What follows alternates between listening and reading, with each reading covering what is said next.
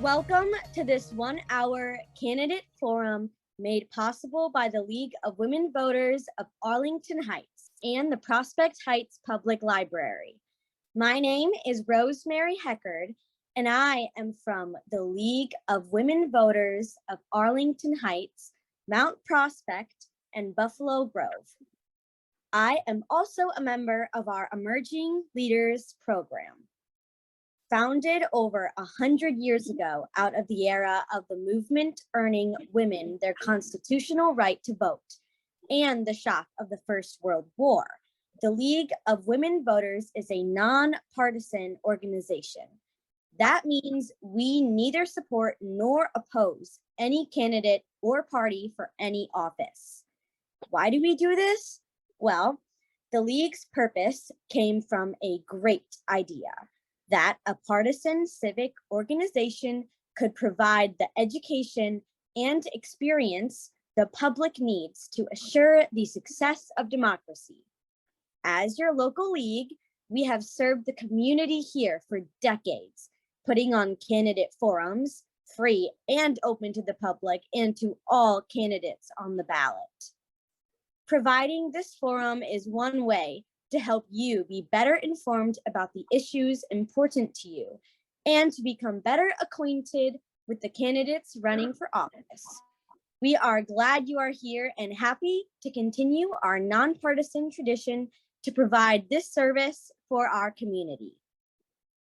To send in questions for the candidates, please text 847-701-4701 or email forum.lwvah@gmail.com. For those of you in the audience at the library, please print your questions on the cards at your seat. We will collect them throughout the forum. All candidates were invited to participate in this forum by email and phone before today. To participate, the candidates agree to abide by the ground rules provided by the League of Women Voters. Our moderator coming up will explain the ground rules so everyone knows what to expect. Let's again provide you with that number and email to send your questions. Please send the questions to 847-701-4701, my apologies, or email forum.lwvah@gmail.com. For those in the library audience, please print your questions on the cards at your seat, and we will collect them throughout the forum. The questions will be provided by the audience. Each question will be answered by all candidates. So please, audience, ask questions that pertain to the office being elected and that pertains to all candidates. We only use questions which can be answered by all candidates. Before they are asked, questions will be reviewed by League volunteers for clarity, appropriateness, and to avoid duplication. Candidates have been asked not to interrupt one another. The moderator will repeat a question if asked. The candidates are to speak to the audience. I'd like to introduce our moderator for today's event, Shannon Silverman. Thank you, Rosemary. Good evening, Prospect Heights. I'm Shannon Silverman, and I'll be your moderator for the next hour. I reside in Arlington Heights and have no ties to the outcome of the election, these candidates, or the campaign. We will now start our forum. As we all know from Zooming the past couple of years, technology is what it is. We appreciate your understanding. We are all volunteers working our best to ensure that this runs as smoothly as possible. But if there are no bumps, it might be a miracle given the Zooming that we all know about. Appreciate your understanding. At this time, I do ask that everyone in the room at the library, this is being offered in a hybrid setting, silence your phones and any other devices you may have on you. With me on screen, we have our candidates. our ASL interpreter, Stacy Shine Stapleton. Thank you, Stacy. And our timer, league member, Wendy Dunnington. Thank you, Wendy, and thank you, candidates, for agreeing to participate. I would like to note that the chat and video has been disabled for the audience. So if you would like to submit a question for the candidates, as Rosemary highlighted for you, and as you saw on the slides at the beginning of this forum, you can text this number to submit a question, 847-701-4701. Again, 847-701-4701, or email forum.lwvah@gmail.com. That's forum.lwvah@gmail.com. The audience in the library can submit questions using the cards at your seat. Volunteers at the library will collect them throughout the forum. So we will start the forum with Richard Heyman, candidate for the position of Prospect Heights First Ward Alderman. The speaking order was determined by a coin toss with the candidate's agreement before the start of our forum. In fairness, I will rotate this order for the questions portion of the forum. The candidates agreed also to be bound by the ground rules before this forum. To highlight the most pertinent here, the ground rules are: no photography, image, or portion of recording of this forum today is allowed to be used by any candidate, campaign, or others. Each candidate will have 2 minutes for their introductory statement. The candidate who opens first, in this case, it's Richard Heyman, will be the last to respond in the closing statements. So candidate Michelle Cameron, will be the first speaker for the closing statements. Then questions obtained from the audience and reviewed by our volunteers will be asked, and each candidate will have 1 minute to answer a question. The candidates' turns to answer questions will be in rotational order, which I will prompt throughout the forum. At the end, each candidate will have their 2-minute closing opportunity. And I ask you candidates to please adhere to the time limits. League members are our timers today. Candidates will be given a 30-second and a 15-second reminder in their question answers. And we ask the candidates to complete their thoughts before they see the stop card. Time limits will be enforced out of respect for all candidates. Again, we only use questions which pertain to the office being elected and can be answered by all the candidates. Candidates, please notice the timer. When you see the stop sign, you may finish your sentence. Richard Heyman, you may offer the first opening statement. First, I'd like to say hello to my daughter, who is out in the Zoom audience participating, and my granddaughter, Azriela. It's her birthday today, actually, so happy 4th birthday, Azriela. And my granddaughter, Zaria, and my grandson, Noah. Okay, on to, when I was alderman, I was your alderman in 2007 to 2011. We had many accomplishments during then. We built a city hall. I was a main participant in building Levy 37 over in the 1st Ward. I don't believe we've had any floods since then. We do have, and I also participated on the west side of helping Special Service Area 4 get started, of which I believe everyone there is thankful. Still a lot of work to do in the 1st Ward. Willow Woods detention ponds in particular need to be improved and dredged and made better, and I believe that they want that to happen. Willow Heights parking lot needs to be fixed so that it's not a flood zone, and flooding throughout Willow Heights needs to also be addressed. The Willow Falls detention pond, the waterfall, wasn't working the last couple of years that I know. And that waterfall is an essential part of the stormwater management system in this area, so that we don't have aviary botulism like we did back in 2007, which killed many wildlife. And River Trails also has flooding issues, and that needs to be addressed as well. There hasn't been a lot of work done since the levee was built. We've been focused on that. I appreciate Alderman Cameron's time on a lot of this, but there's a lot to be done, and I want to get it done.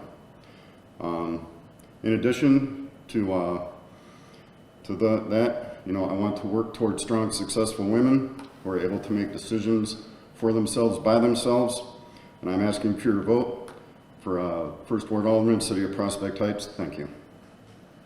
Candidate Michelle Cameron.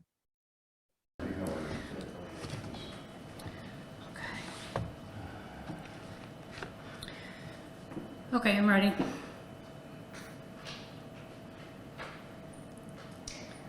Can we see the 2-minute timer on the screen, please? Okay. Good evening. I wanted to thank everyone that's here, to represent, Prospect Heights and the people that are on Zoom. My name is Michelle Cameron, and I have been living in Prospect Heights for the last 23 years on the east side. And 4 years ago, I decided to run for alderman because I wanted to make a difference for the people in the community and make sure that our families in our area are heard.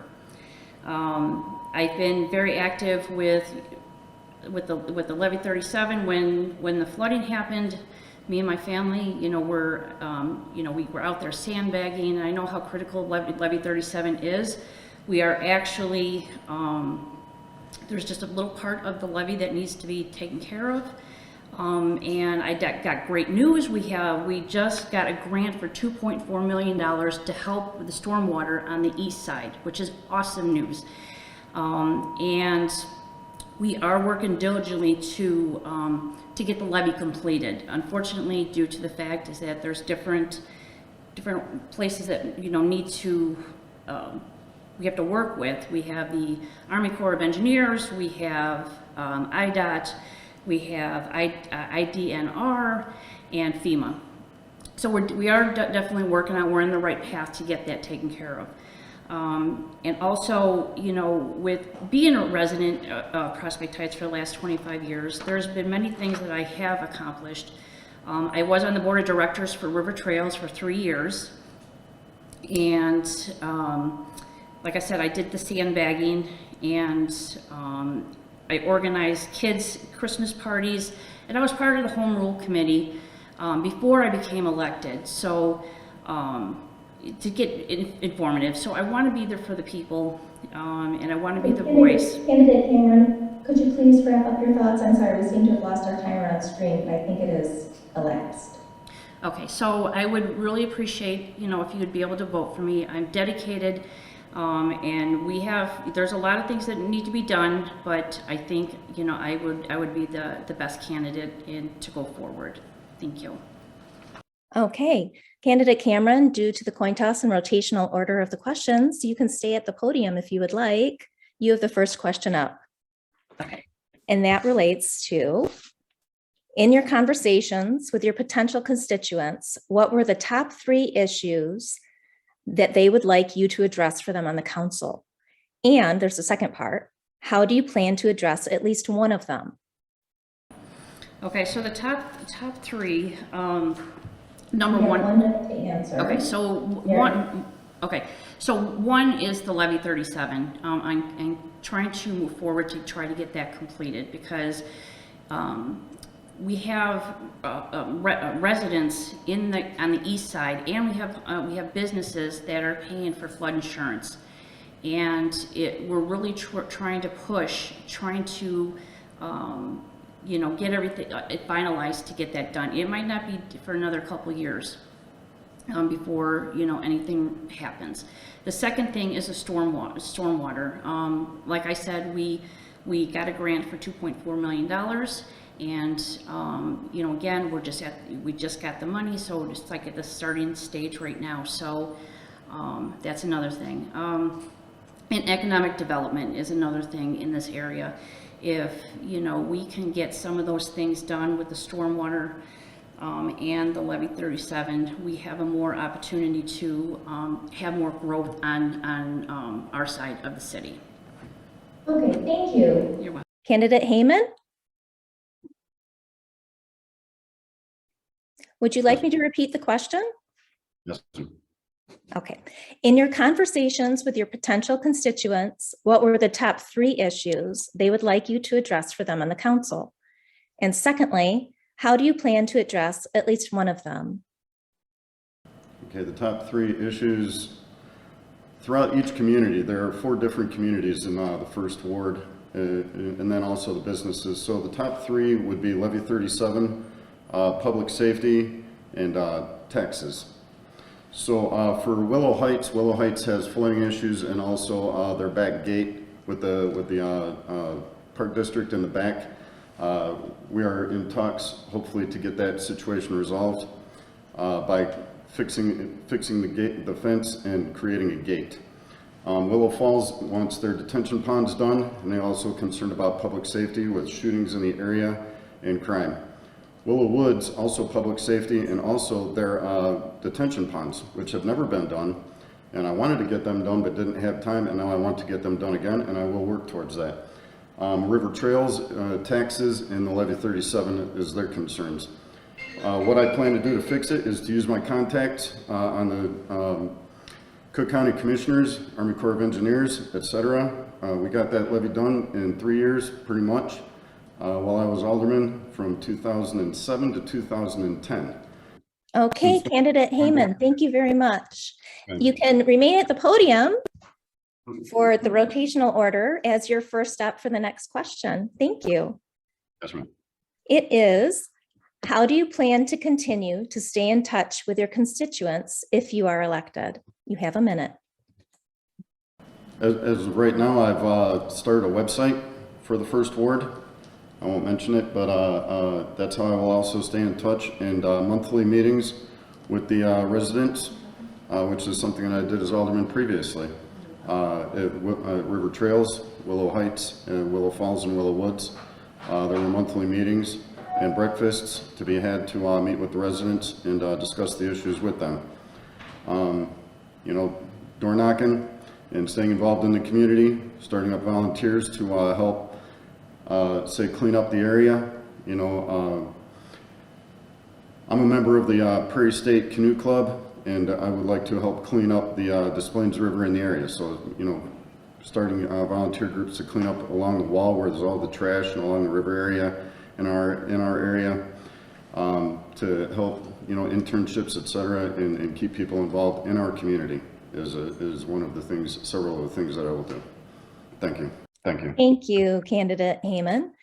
Candidate Cameron, you are next up. Same Hi there. question. Hello. Same question to you. How do you? Oh, okay. Can you repeat the question? I'm sorry. Absolutely. How do you plan to continue to stay in touch with your constituents if you are elected?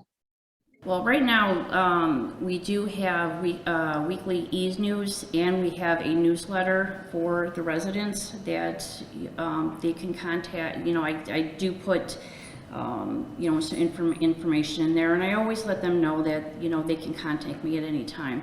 But yes, we definitely need on our side, I'm going to be going to more board meetings, you know, at each association. So you know, they'd be able to hopefully, you know, get in contact with me. I'm available 24/7, you know, whenever needed. But I think, you know, going to more board meetings would be the best thing. Okay, thank you very much. You are up for the next question, so you can stay there, given the rotational order. And it has to do with collaboration. How do you plan to work with other aldermen on the council for the betterment of your constituents in Prospect Heights? Well, I think right now we have a fabulous council right now, and you know, we're going to agree to disagree, but that's where communication comes in, is you're talking it over. And but I don't see an issue with that, but we just have a great team right now, and communication is always going to be key. Thank you. Okay.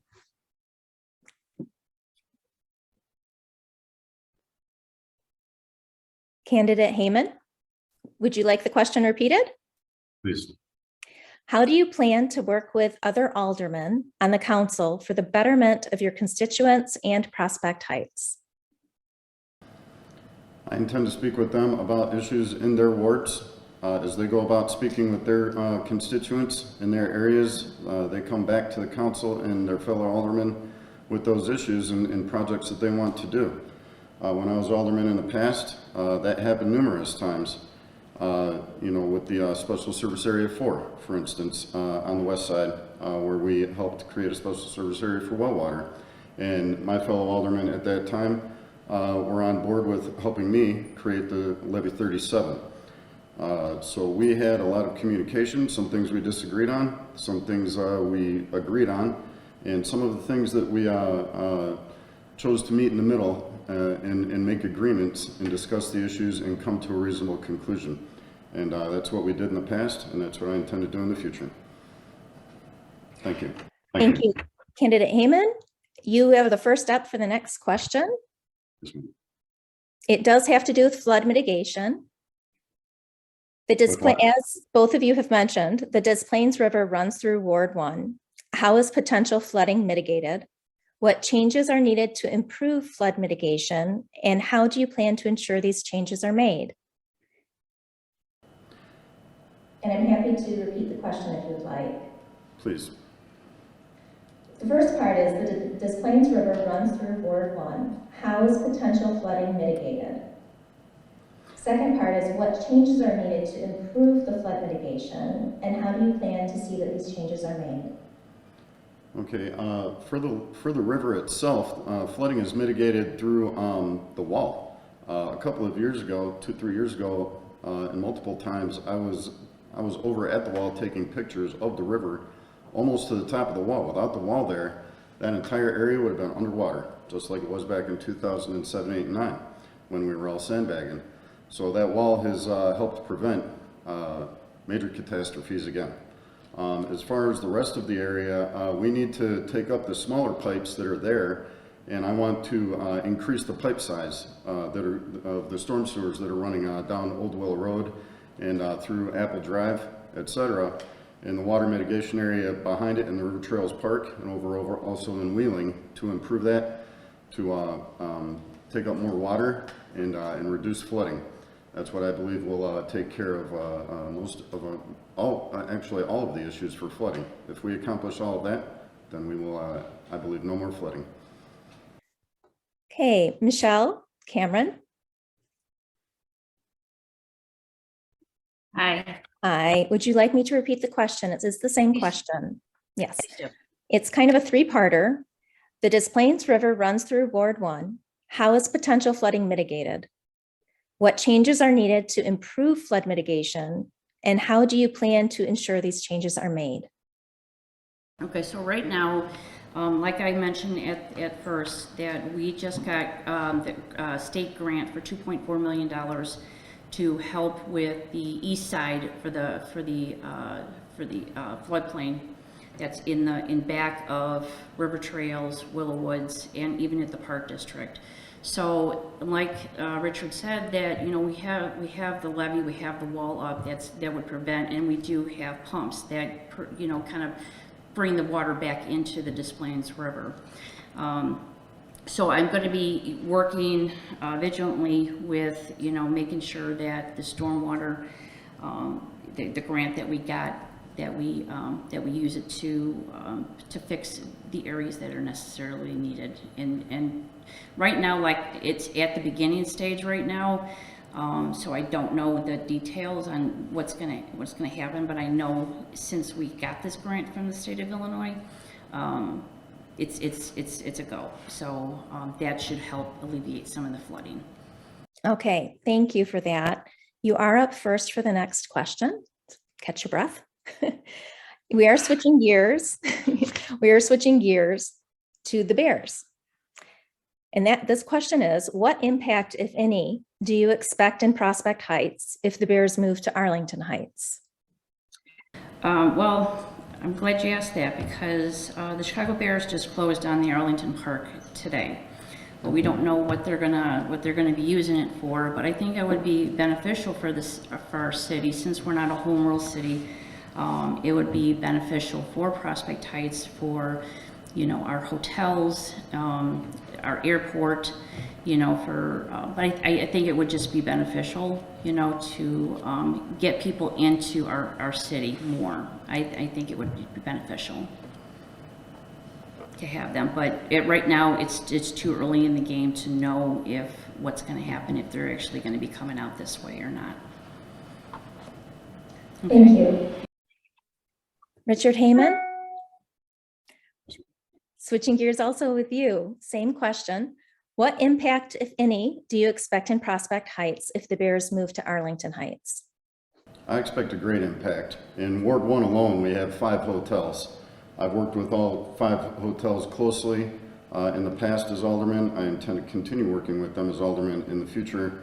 And when the Bears do finally move into Arlington Park, I expect a revenue sharing, and I expect to promote tourism to Prospect Heights for people that are coming out to go to Bears games to stay at the hotels in the first ward of Prospect Heights, which would only benefit local community businesses in the Pewaukee Plaza and in the rest of Ward 1 as well.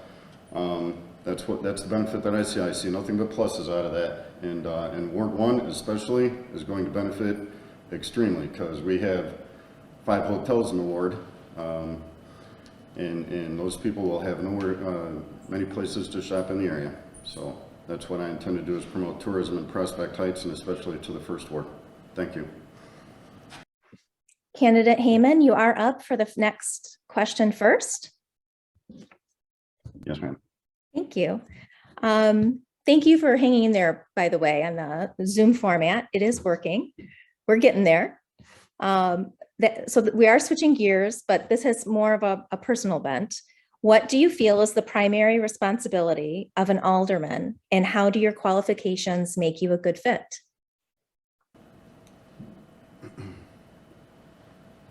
The primary qualifications of a good alderman would be to listen to the residents and take personal feelings out of the equation. When you're serving on the council, you have to think about representing everyone, not a political agenda, not a personal agenda. Everyone is equal, everything needs to be fair, and everything needs to be played by the rules.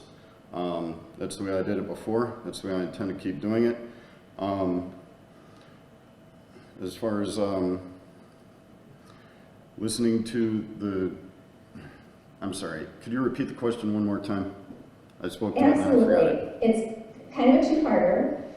What do you feel is the primary responsibility of an alderman, and how do your qualifications make you a good fit?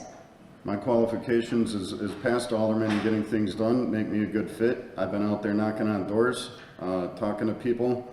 I've done a lot of volunteer work in the last few years. I did disaster operations out in Florida, in Kentucky, and community is near and dear to my heart, and I feel that that is what makes me a good fit for alderman. Thank you. Thank you. Candidate Cameron? Hi. Hi. Would you like the question repeated? Yes, please. What do you feel is the primary responsibility of an alderman, and how do your qualifications make you a good fit? Okay, so it's listening to your residents, and it's not just in your ward, but also you've got 4 other wards besides your own. So I definitely want to let them know that they can come to me if there was anything that was needed.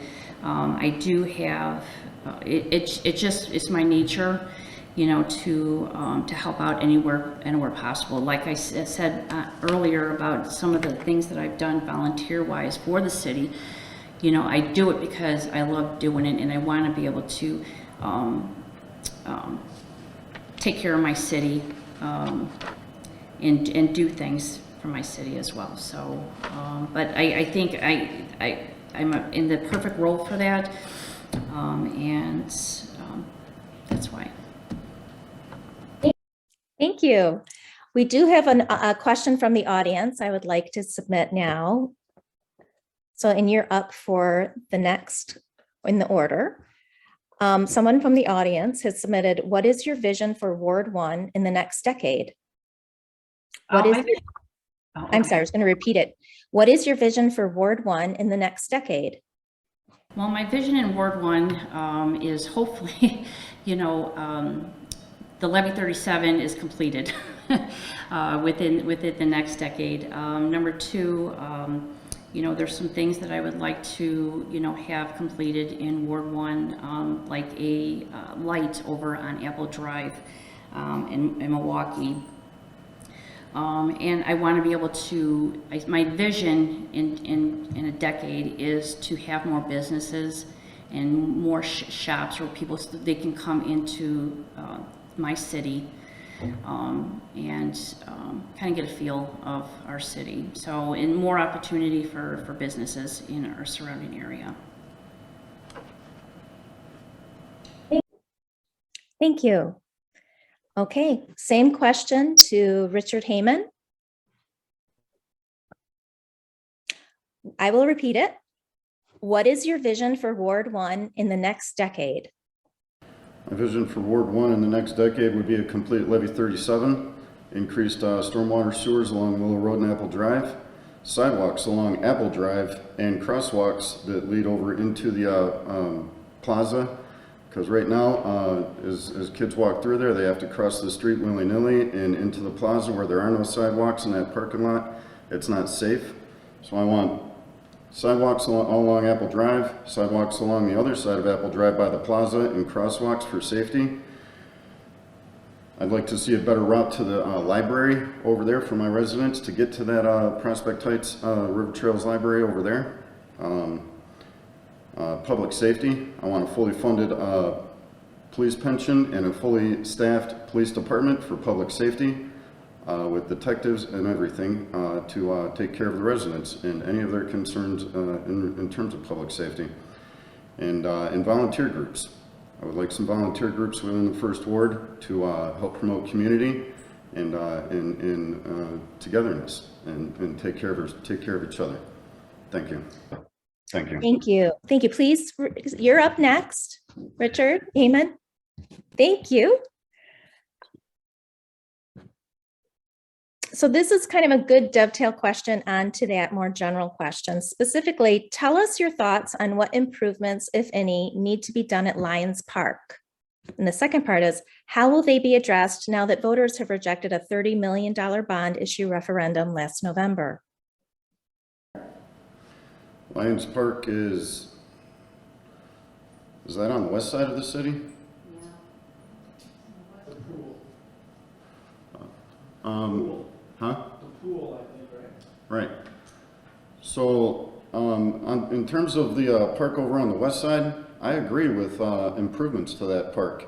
I would help promote and help speak with the residents to pass a referendum of a dollar amount that they would approve. If they didn't approve the last one, which they didn't, what will they approve? And we can do this in increments for improvements to the Lions Park in the following area. It's clear that improvements do need to be made, but it's up to the residents, and so we need to work with the community and the people within Prospect Heights to find out what it is that they will. And as alderman, I will go out there and talk and help my fellow aldermen on the west side to find out what it is that's possible and what we can do for the Lions Park. Thank you. Okay. Michelle Cameron, same question to you. I'll repeat it. Tell us your thoughts on what improvements, if any, need to be done at Lions Park. How will they be addressed now that voters have rejected a $30 million bond issue referendum last November? Well, definitely the Lions Park definitely needs to be improved. It's been many, many years. They had a referendum for like 30 million and it was rejected on the west side. Now on the east side is River Trail Park. And so that is our area in Ward 1 and Ward 5, in which they're going to be redoing that whole entire park on our end of the city. Now, due to Lions Park, I just think it's just more informational that needs to talk to residents, to get residents to understand, the urgency, of, what repairs that are needed, because if you wait too long, if it waits too long, then it might be more money down the line than what it is now. Thank you. You can remain at the podium as you have your first step with the next question. The next question has to do with landlord and city safety codes. What are your thoughts on landlord compliance with the city's safety codes? If any landlords are not compliant, should they be held accountable? Exactly, they should be held accountable for their units. Because, you know, just like a normal homeowner is responsible, a landlord should be just responsible, you know, to take care of their units, and also, you know, make sure that, you know, the tenants that are coming in, you know, follow the rules as well. Okay, thank you. Richard Heyman?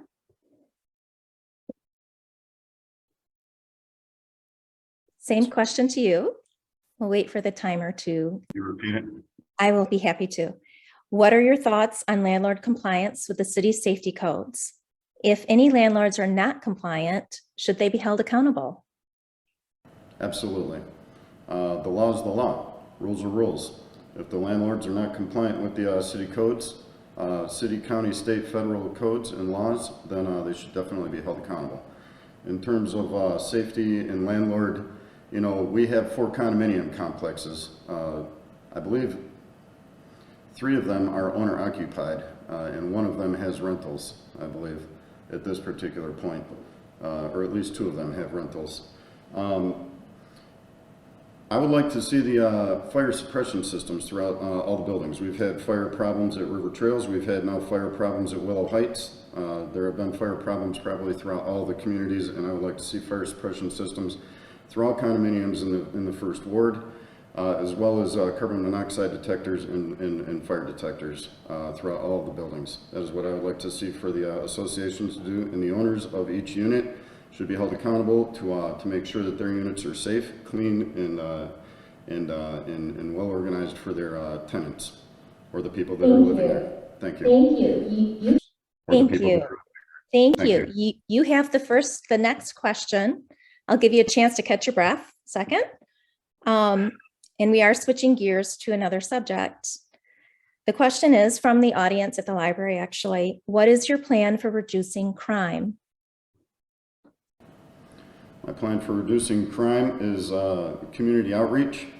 I've spoken with Chief Caponegro about a couple of issues regarding the first ward and the area surrounding it. We need to have community outreach, number one.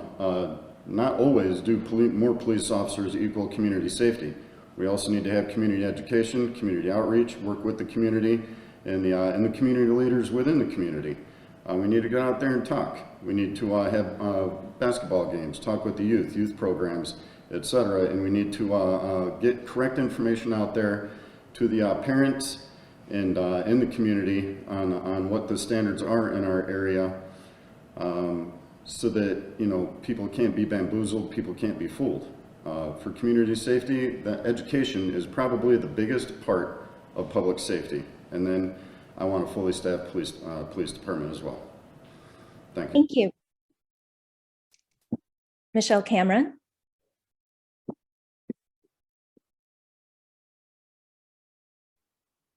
Hi. Hi. Same question to you. What is your plan for reducing crime? Okay, so we are actually working with the Prospect Heights Police Department. We've had a community meeting about 2 months ago, and we're actually planning another community meeting for the residents in actually it's Ward 5, where majority of the crime is being held, but it's in between Ward 1 and Ward 5. So we are working with our police department. We do have a plan to, you know, work with the community, which they already are working with. Like I said, we already had a meeting. We're working with the residents, the local schools, you know, and there will be another meeting hopefully in the next month or so. So, and hopefully we can get grips to the crime rate going down on that side. Okay. Thank you for that. You are up for the next question first. A little bit more specific on the topic of reducing crime. There have been recent shootings involving children in Prospect Heights. If you are elected, what will you do to prevent further gun violence? Education, educate, because I believe in Ward 1, a lot of kids, they follow the older kids, you know, and they do, kind of like they mimic what they do.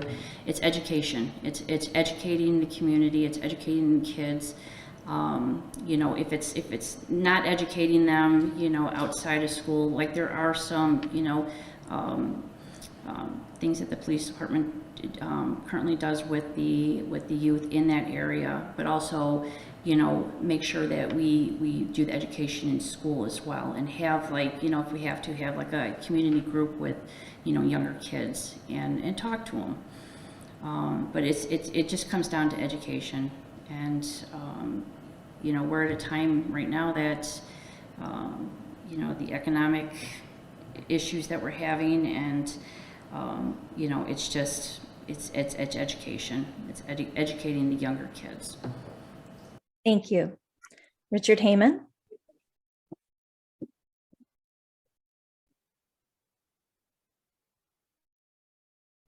Would you like the question repeated? Please. Okay. There have been recent shootings involving children in Prospect Heights. If you are elected, what will you do to prevent further gun violence? As Alderman Cameron said, and I've said earlier, it would be education and community outreach. In my terms of community outreach, I would work towards education of you know, we know that the youth and kids and young adults and everybody are going to be interested in the firearms. So if we talk to them about it, and you know, I'm not. We would work towards teaching them about firearms in a responsible manner, and we would also work with them in terms of respecting their fellow human beings within the ward, and teach them about the laws and gun safety rules to avoid problems. That is what I would suggest, and that is what I will do as your alderman. Thank you. Thank you. Oh, me. Yes, you've got it down. Next question, we're switching gears. Do you support legislation limiting tax increment financing districts? Why or why not? Yes, we do have several TIFs in the area. It depends on the use, and it depends on what the residents want to come out of that. Again, it's not just up to the city council. City council has to go out and talk to the residents and find out what it is that they want, and if they would even support a TIF in that particular area for the reason designated. Sometimes TIFs can be very good items, and sometimes not so much. So I would have to leave it that I can't say that I would support all TIFs. The TIF idea and the program of it and the creation of it would be left for me to read and determine if it's good or if we can do better and negotiate with the aldermen across the council to possibly come up with something better that more meets the needs and is suitable. Thank you. Thank you. Same question to you, Michelle Cameron. Do you support legislation limiting tax increment financing districts? Why or why not? Well, it's like Mr. Kamen said, it really depends on the residents. You know, we have to just make sure that, you know, the residents are not, you know, not going to be over taxed, you know, on their property taxes, and we have to make sure that whatever tax that we do put on them, you know, it's going for the right reasons. So I have no issue with that. Thank you. And the next question is to you first. If elected, what do you plan to do to address gang-related problems? I realize this, in asking this question, I realize we have touched on it in other parts of questions, but please feel free to use this time to talk to it more specifically in the context of gang-related problems. That's, I guess, what the question is going for. If elected, what do you plan to do to address gang-related problems? Well, I'm going to work closely with our police department. We have a fabulous police department that that's doing everything in their power to try to bring the gang violence down. We got some officers that are taking their days off just to be able to man that in the area of Ward 1, Ward 5. It's education, it's community, and getting the community involved. Like I said, that if we get the community involved, we have another meeting that's going to be coming up hopefully in the next month. It's educating the community, and so the gangs don't think that that they're going to be running our city. Thank you. Anything else to add to that? Okay, Richard Heyman. And audience, please, if you have any other questions, we could use one or two more from you in the time that we have left. Please feel free to fill out those cards and submit them to the volunteers at the library. Thank you. Or by the email or text. Would you repeat the question, please? Absolutely. Richard, if elected, what do you plan to do to address gang-related problems? I would work with the police department, as Alderman Cameron was mentioning, and also education, community outreach programs with the police department to work out through the community, not just in policing and enforcing, but actually going out and working with the community, with the youth, with the young adults in programs, mentoring programs, etc. And also we should reach out to our school department counterparts, the administrators and the trustees, etc., in the school districts to work with them to put together programs to reach the students and the young adults in the schools that way as well, so that there's after school programs, so that there's education and community outreach. We keep harping on that. That is what will help with the gang problems in the first ward and throughout the entire city of Prospect Heights. Thank you. Thank you. And you may stay so that you're first for this next question. We're switching gears. Do you favor Prospect Heights getting home rule status? Why or why not? That would be left up to the residents to vote on, or when we hit 20,000 people. I find, home rule, it can be a very good tool, and home rule can not so much. So it depends on the residents. If I were your alderman in Prospect Heights with home rule, I would work to make sure that home rule is not abused and that it is used properly for the residents' benefit. Currently, we have 5 aldermen on the city of Prospect Heights, which means that we have 3 people that basically determine the outcome of any issue of their own political or personal agendas for a city of about 18 to 19,000. Personally, I would like to see that if we're going to go home rule way, I would like to see the city council raised back up to 10, which is where it started in the first place. And then I believe home rule, I would be able to support a home rule agenda and work out in the community to help pass home rule. Thank you. Thank you. Thank you. Michelle Cameron? Can you repeat the question, please? Absolutely. Do you favor Prospect Heights getting home rule status? Why or why not? Yes, I do, because before I became an alderman, I was actually on the home rule committee, and it would definitely be a benefit. Now, to become a home rule community, there has to be 25,000 residents or more. And unless you have a referendum and the residents of Prospect Heights approves it.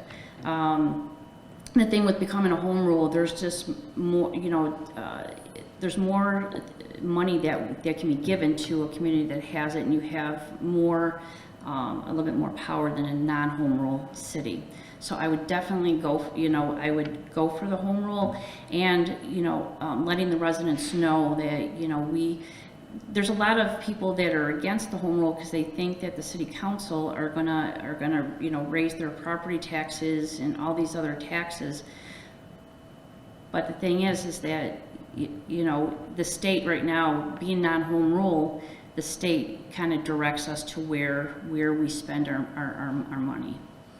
So it would definitely benefit us if we could have our council, you know, make some of the decisions, since we know our area better than the state necessarily does. Thank you. And you are up for the next question first. Along the same economic lines, do you think that the city has the financial resources it needs to fund the ideas you are sharing this evening? Why or why not? If additional resources are needed, where would the resources come from? Would you like me to repeat it? There's kind of 3 parts. Yeah, please do. We'll take the first one first. Do you think that the city has the financial resources to fund the ideas you are sharing this evening? Why or why not? And if it needs more resources, where would they come from?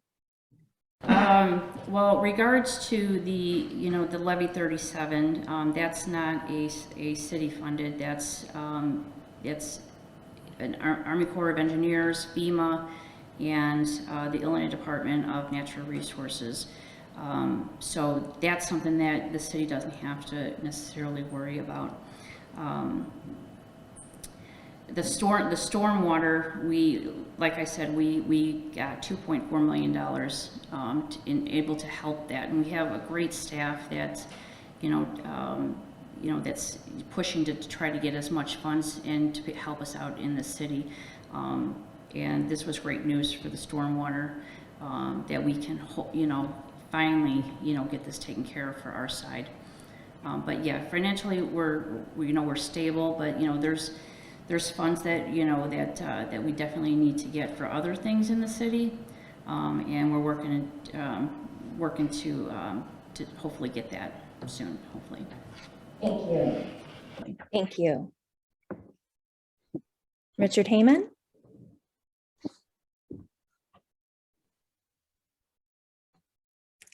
Same question to you. It's kind of a 3-parter. Do you think that the city has the financial resources to fund the ideas you are sharing this evening? Why or why not? And if it needs additional resources, where would they come from? Is this in terms of flooding on the east side? It just was submitted as the ideas you were sharing this evening. I think there have been some ideas that you and candidate Cameron have given as examples in some of your answers. And it looks like the audience would like some follow-up on that, on the funding aspects. Yes, ma'am. For the first ward, no, I don't believe the city has the appropriate funding or financial resources to take care of that. Special Service Area 8 was created to take care of funding for this Levy 37. Special Service Area 5 has been created way back when to help funding with the stormwater management through the area. It is my hope that as alderman, we work towards a point of my dream of eliminating the floodplain within the entire area, taking care of flood insurance, no more flood insurance, and working with federal, county, and state to get bonds and grants to work with our community in the area to reduce the fees and taxes on Special Service Area and Special Service Area 5. Thank you. Thank you. This will be our last question before closing statements. You're up for this first, Richard. What issues has Prospect Heights faced as a result of the pandemic? If elected, how do you plan to work with the, I think we already asked that second part of the question. We will stick with just the first part. What issues has Prospect Heights faced as a result of the pandemic?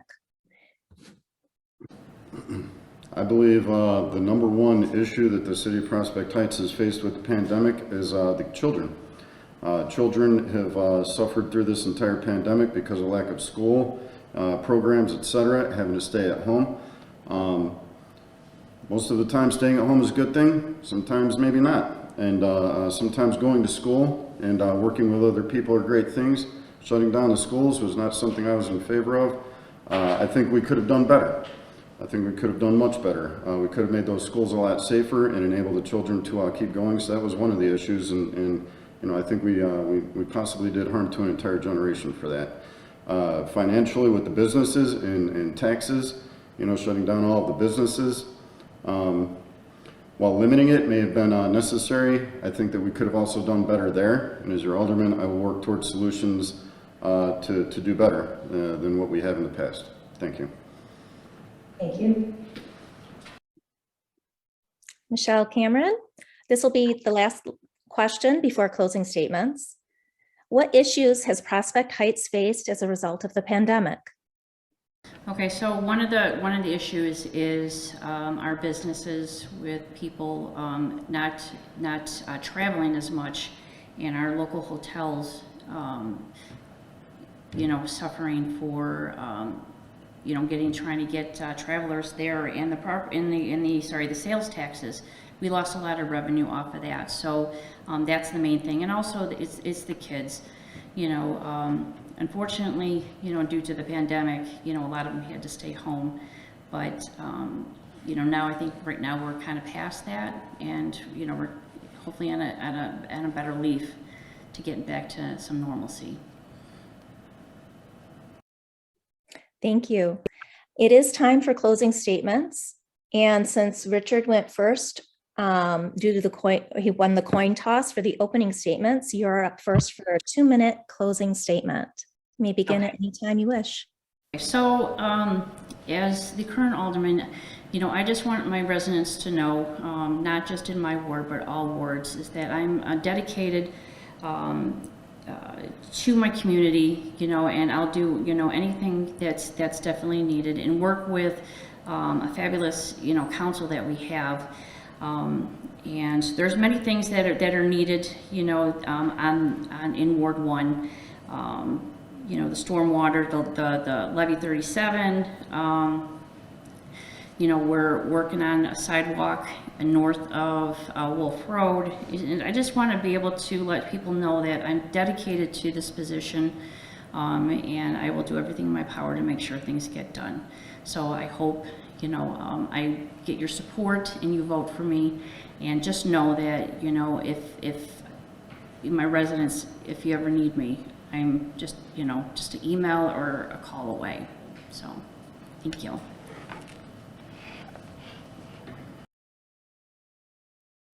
Okay, Richard, we'll let our timer get reset a moment. Okay, begin at any time you wish. All right. In my closing statement for your vote for Alderman, City of Prospect Heights, First Ward, I would have this to say. A lot of the hate and grouping and labeling coming from all sides concerns me.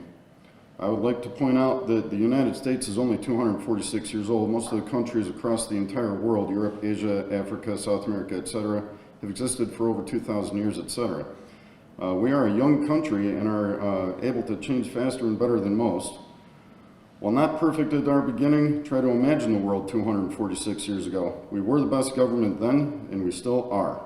The United States was known as the land of opportunity then, and we still are. This country is much different now than it was even when I was born in 1970. So much progress has been made in just 52 years. If you can think back to when you were born and what it was like then and what it's like now, it's an entirely different society that we have. Less racism, less sexism, less belligerence. 52 years ago was roughly 24% of this country's total age. So the point is, in that small amount of time of our country's age, we have made such progress. Can you imagine what we're going to look like in another 52 years? If we maintain this momentum, if we keep it going, and if we all stay on the right track, positive, and working together, we will all succeed. And we will find that world where we are all equal, where we all, where opportunity is equal. Pay gaps. No pay gaps. I'm rambling now because I lost my place. Either way, my vision in 50 years, equal, fair justice for everyone, and the color of your skin, sex, creed, whatever, does not matter. We're all equal. I think that we've made great progress in the last 50 years, and we can only keep it going, and we will make much more progress during that time. Thank you. Thank you. That concludes the question and answer portion of the forum. Thank you very much for your participation. I believe our MC, Rosemary, has some closing remarks. Thank you, Shannon Silverman, for being our moderator. All right, please make sure to register to vote, make your plan to vote, and then make sure your voice is counted this election day. You need help? Well, the League of Women Voters, Arlington Heights, Mount Prospect, Buffalo Grove is here to help.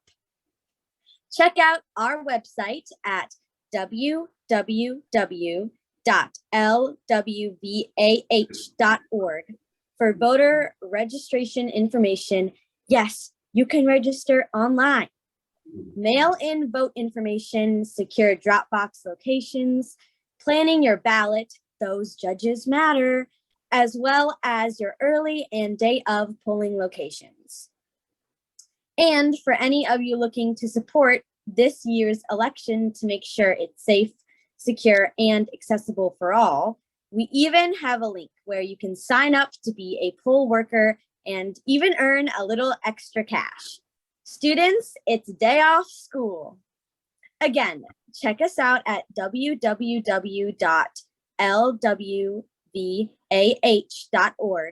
and follow us on social media on Facebook, Instagram, and Twitter. We even have accounts specifically for youth, and that account is at student.lwvah, and an account for our mascot, which is at Pause for Votes. And make sure once you're ready to vote, you tell 10 friends where they can find all the information they need to be counted at www.lwvah.org. We are grateful to all of you for joining us and to our candidates, Michelle Cameron and Richard Heyman. Our democracy relies on citizens willing to run for office. Thank you to our ASL interpreter, Stacy Shine Stapleton. And thank you to the Prospect Heights Public Library for hosting this forum, and a special thank you to Terry Campbell. Thank you to all of the volunteers of our league who worked tirelessly to bring you this free program. Have a great night. Maybe we'll see you for the other candidate forums we will be hosting for the April 4th election. Check out our website for registration links to other forums. Thank you.